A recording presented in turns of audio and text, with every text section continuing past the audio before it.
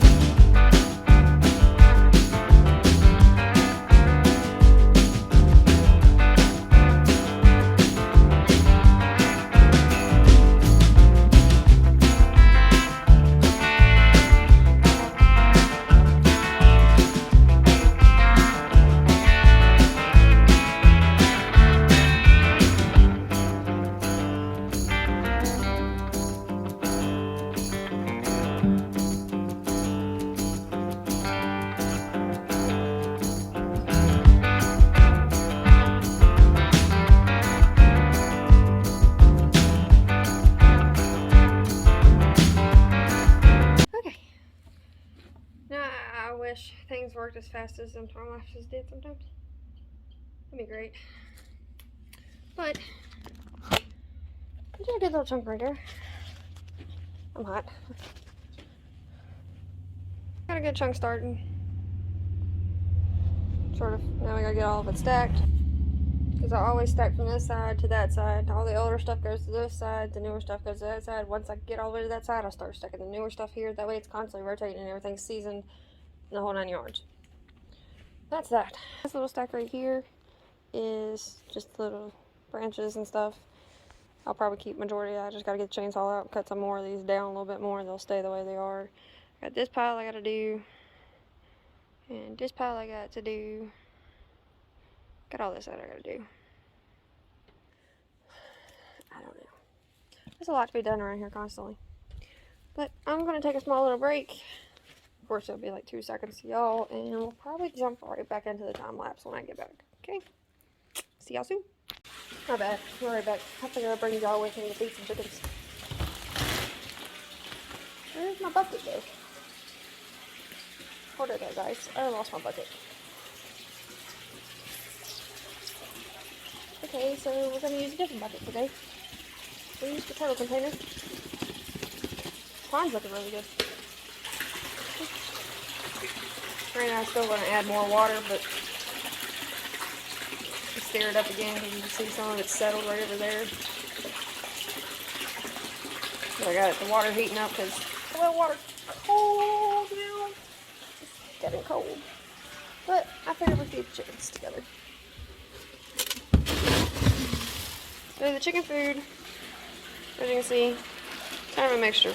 We got layers feed in there, sunflower, corn. They got some mealworms in there. Kind of get a little bit of everything and kind of mix it together just so they have a different variety. It's got cayenne, believe it or not, it's got cayenne pepper in there too. Especially during the winter.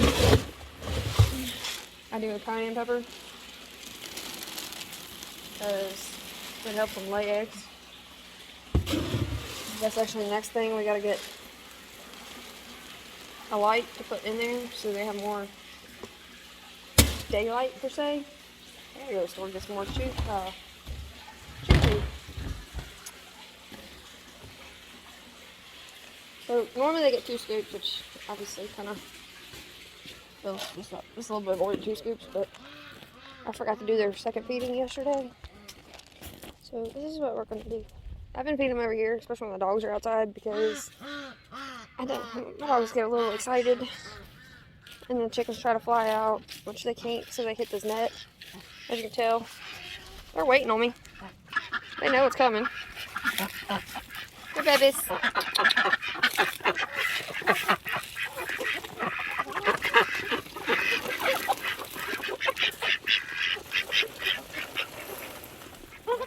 I gotta move because if not, they're on top of each other. There's one of the ducks.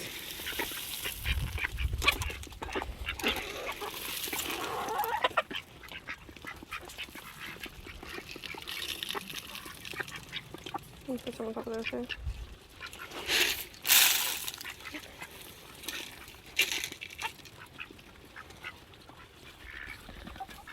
And other duckies and chickens. This is just a coop for the winter. This is literally going to be like a holding pen for any animal I get. I'm going to, this fence is buried down into the ground, as you can somewhat kind of tell that it's starting to be buried. So that's being buried down on the ground. It's the same way. I made it out of pallets. Half of it out of pallets. And everything's got hardwire cloth all the way on the bottom buried. There's a net right here. Obviously, I don't know if y'all can see that. Can y'all see that? Yes. There's a net that goes all the way around, buried all the way down. That's the house. They have an access door right down there. Can you see it? They broke the ramp. I gotta fix it again. They keep breaking that door because I don't let them go in and out of the door to keep the heat in, because obviously you see it's glass. It's got more heat. I've got necks and boxes all the way around. I gotta go get them some more hay. Throw out here. I gotta change their water. I haven't done that yet today. Maybe I'll take y'all in there and show y'all a little bit more up close. We'll give them some treats later. And we'll get them all going. And then you'll see that they literally like to fly and land on top of my shoulder. That red one is right there in the frame. The solid red one with its head down. She actually was just not long ago. It was her and 3 others. The neighbor down the street got the other ones. I took this one because it wasn't liking her chickens, and it was constantly knocking her food over, which right now they're being fed like this because I put a 50-pound bag in their feeder in there, and with winter time it was gone in no time. And they were all getting way too fat. The ducks are kind of on a diet because they got way too fat. Look how pretty he is with the light on him or not. I don't know if y'all can see that green and blue color on him, but I love him. 2 black ones I absolutely love. That one I believe is going to end up changing like that one. I don't know yet. This white duck there, she had to go on a diet because she was almost to the point she couldn't walk. She was eating all the food. So that's one of the reasons I'm feeding them like this right now.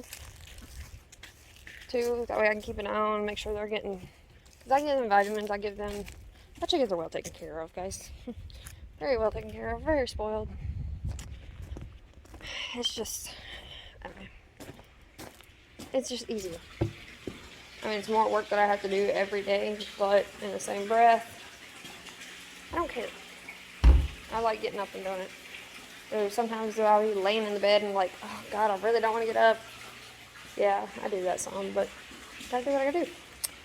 So right now, I'm gonna go make me some lunch.